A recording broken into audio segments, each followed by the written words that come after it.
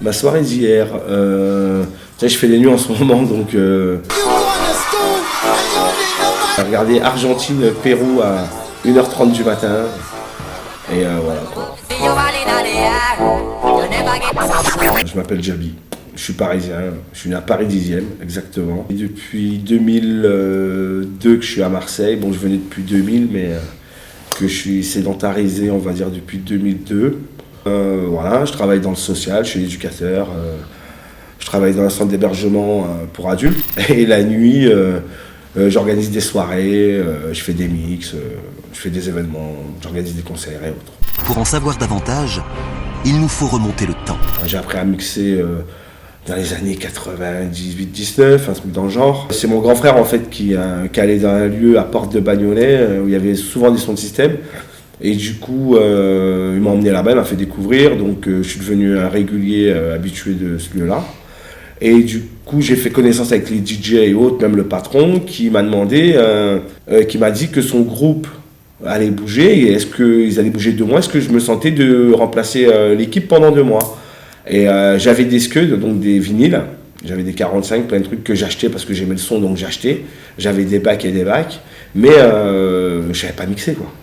Donc j'ai appris à mixer comme ça, direct, devant les gens, voilà, j'ai appris comme ça. Bon, depuis j'ai fait du chemin. La différence avec Paris, c'est qu'à Paris, je faisais que mixer dans des lieux. J'ai participé au championnat de France des sons de système sur 3 années, 3 éditions que je l'ai fait. J'ai fait une finale, 2 demi-finales. Voilà, une finale de demi-finale. Bon, j'ai jamais gagné, mais bon, j'étais finaliste avec mon groupe de l'époque. Shadow Killa.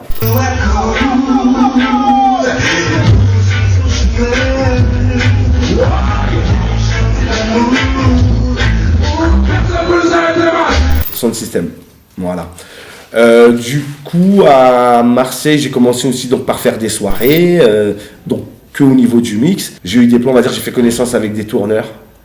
Et du coup, j'ai commencé à faire venir des artistes. Moi, je suis dans le reggae, dancehall. Bon, je touche au hip-hop aussi. Donc, étant dans le reggae, dancehall, roots, ska, t'as compris. Du coup, j'ai fait pas mal de concerts avec des artistes jamaïcains. Donc, Tanya Stephen.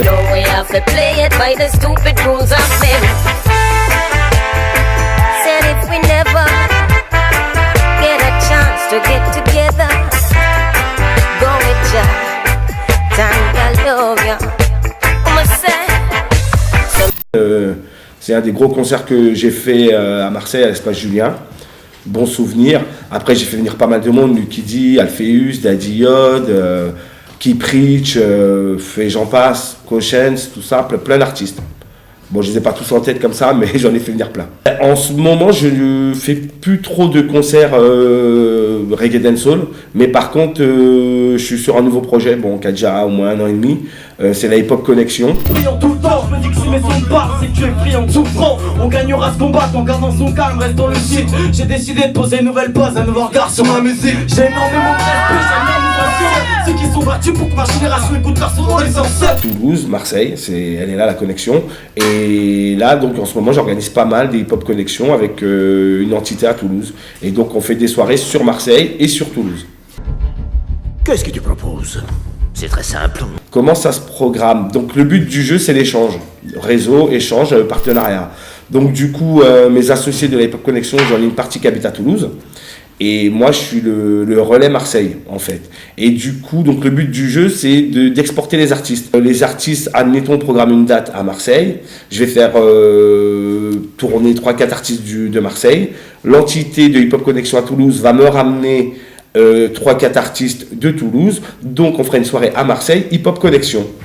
Voilà, sur Marseille. On va reprogrammer une date 1 mois ou 2 mois après à Toulouse. Et les artistes marseillais qui sont passés à Marseille pour la date d'avant, on les ramène aussi pour bénéficier du public et la notoriété sur Toulouse. Voilà. Depuis, la connexion s'est étendue à Bordeaux et à Saint-Étienne. Et donc, il y a des projets à venir en Hip Hop Connection à Bordeaux, Saint-Étienne, Marseille, Toulouse. La prochaine soirée Hip Hop Connection sera pour le 24 novembre à Toulouse, à la dernière chance. Et celle de Marseille, je pense décembre ou janvier. C'est pas encore arrêté, mais décembre ou janvier. Bonsoir et bienvenue sur le plateau de Vous connaissez-vous, vous J'ai envie de dire maintenant la barrière elle est infime quoi. Donc je dirais Selecta, mais comme tu es obligé de t'adapter, que de nos jours, bon voilà, musique black, je vais passer du hip-hop. Donc quand je passe du hip-hop, est-ce que je suis un Selecta ou est-ce que je suis un DJ, je sais pas. Ben, alors la différence c'est que c'est plus de l'histoire après, parce que les Selecta, si tu veux, c'est la personne en Jamaïque dans les ghettos, on va dire ça comme ça, ou dans les villages loin de la capitale, de Kingston et autres. Du coup, cette personne-là avait les moyens d'aller en ville et d'acheter des disques. Il les sélectionnait. Il prenait ce qui marche, les hits du moment, l'artiste qui a la hype en ce moment. Et comme c'est le seul qui avait les moyens, il octroyait un jour, on va dire le week-end bien sûr, et tous les gens du village savaient que le vendredi, Selecta X, il va passer les nouveautés de la semaine, du mois et autres. C'était le rendez-vous hebdomadaire de la semaine. Le disque est le média le plus important dans le pays. Les instruments de musique coûtent cher, il y a peu de concerts. Tout se passe dans les studios ou dans la rue avec ses sonos approximatifs.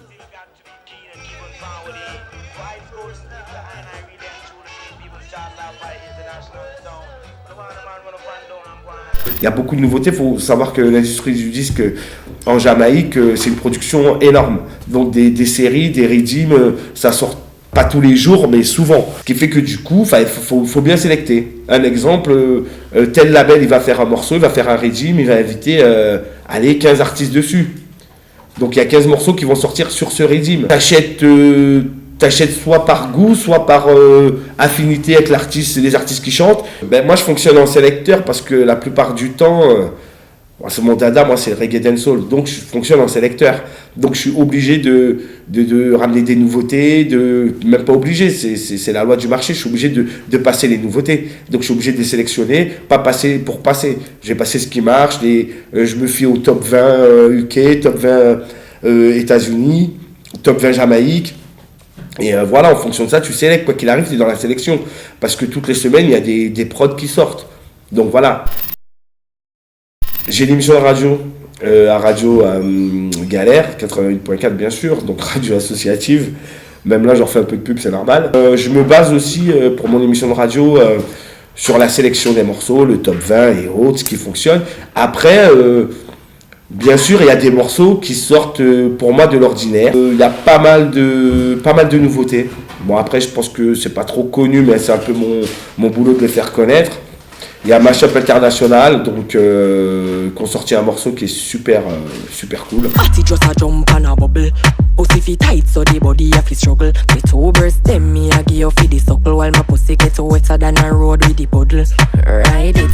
Donc voilà, il n'est pas dans le top 20, il n'est pas dans le top 20 UK ni US, mais moi je pense qu'il a de l'avenir ce morceau. Donc comme moi je pense qu'il a de l'avenir, je promotionne, voilà, je mets aussi ce que j'aime bien.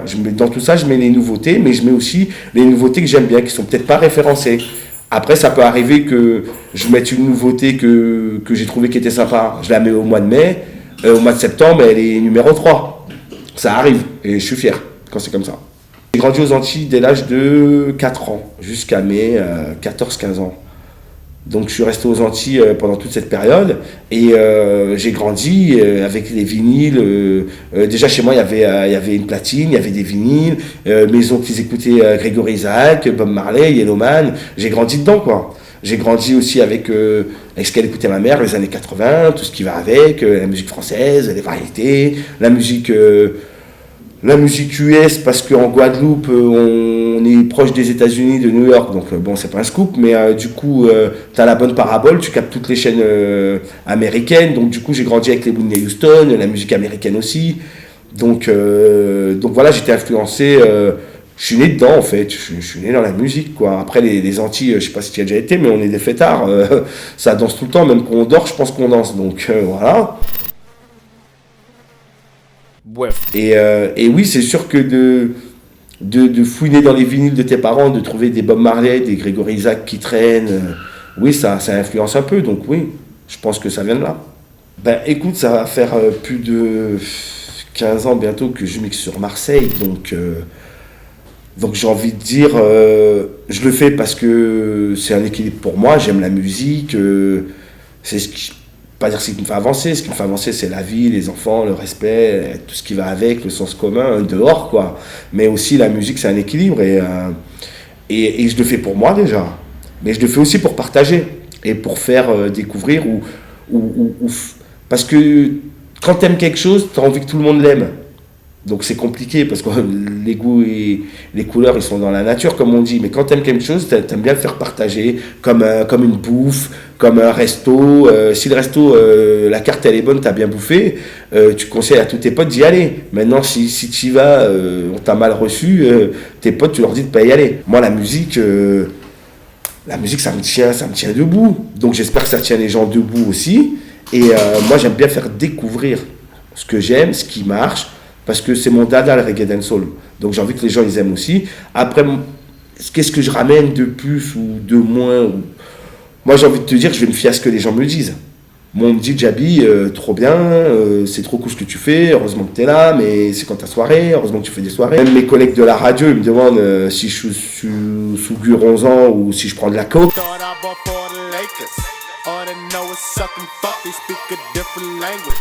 Ben non, c'est Green Attitude. Je pense à deux choses en particulier. Je pense que tout ce qui est vidéo, je pense que ça me ferait plaisir. Écrire peut-être des textes pour des artistes, écrire peut-être des bouquins ou des trucs comme ça, je pense que ça me ferait plaisir.